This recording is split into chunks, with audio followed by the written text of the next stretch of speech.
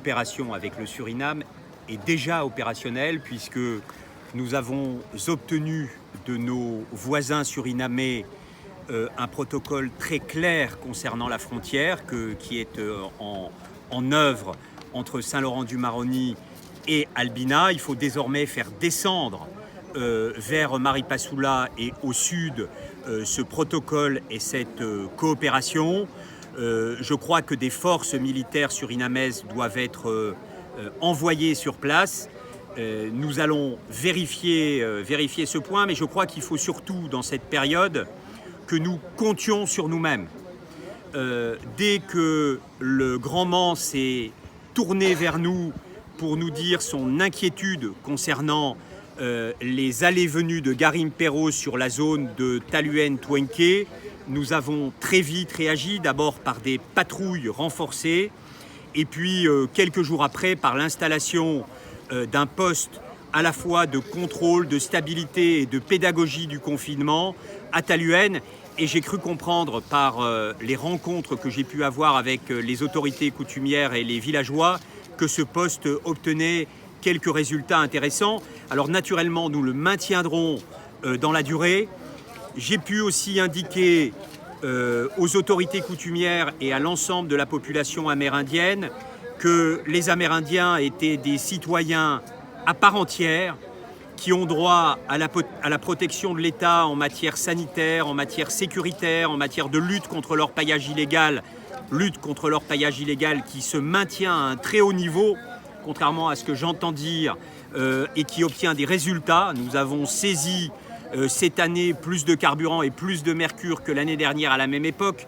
Mais si les Amérindiens sont des citoyens à part entière qui ont droit à la protection, ce sont aussi des citoyens responsables qui doivent eux-mêmes respecter les règles du confinement, les gestes barrières, éviter les rassemblements festifs, alcoolisés, footballistiques ou les rassemblements évangéliques. Ça, c'est absolument impossible à accepter dans la période actuelle. Est-ce que c'est plus compliqué à mettre en place sur le Maroni que sur le littoral à Cayenne ?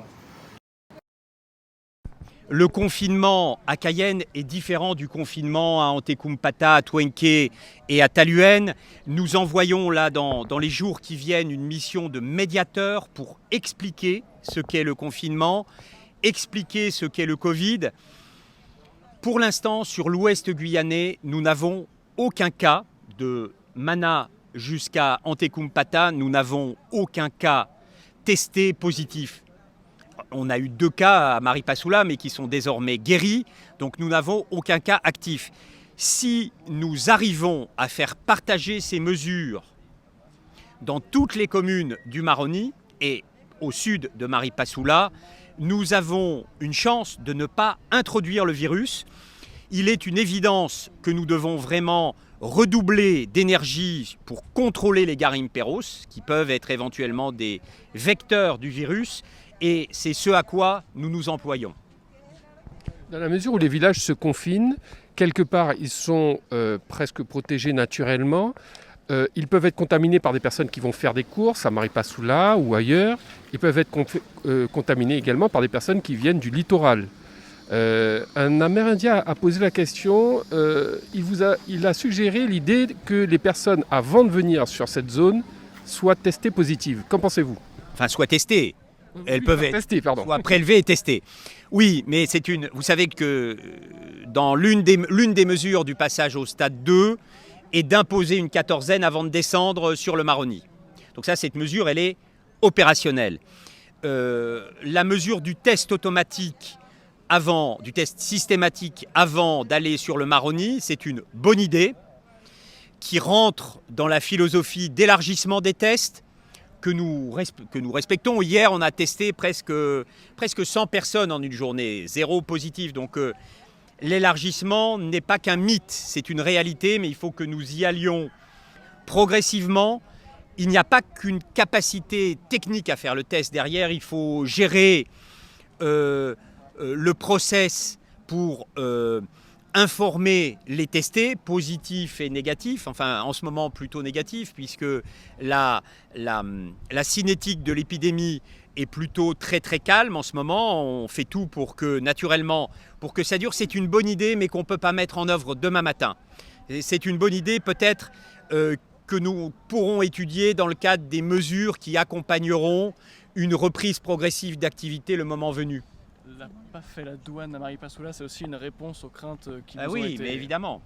Évidemment, l'arrivée d'une équipe PAF douane, c'est une façon de montrer notre détermination à éviter les transferts entre Albina 2 et Maripasoula pour saisir la marchandise avariée, pour saisir la marchandise illégale et puis pour au moins inciter, au mieux interdire tout transfert de population entre la rive surinamaise et la rive française. Et ça peut se pérenniser. L'idée, c'est bien que ça se pérennise, oui. Merci beaucoup.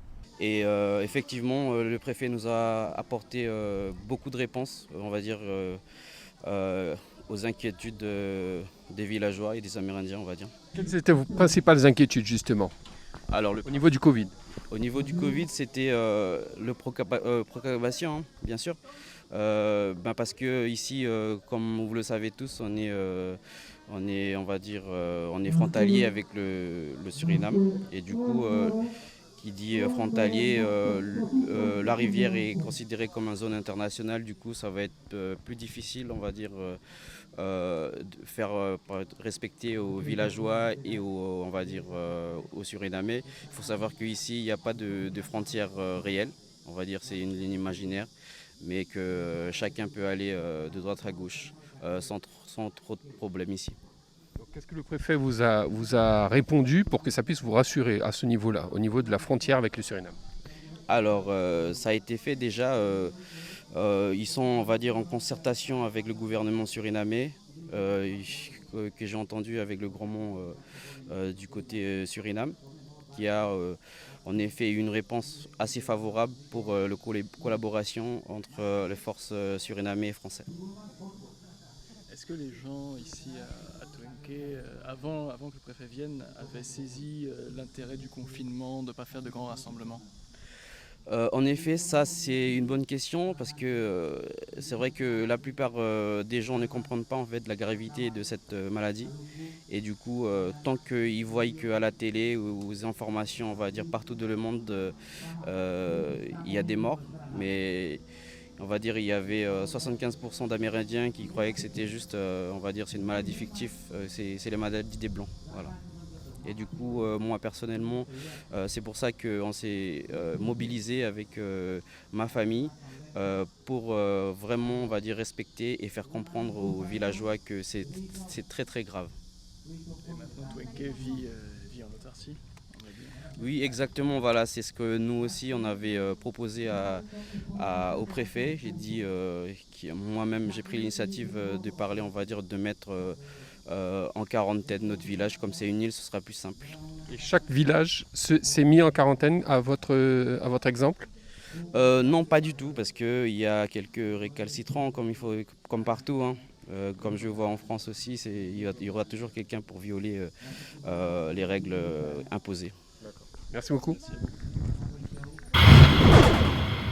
RDI en Guyane, c'est de la musique, des infos et du sport. RDI sur 105.1 à Cayenne et 88.4 à Kourou.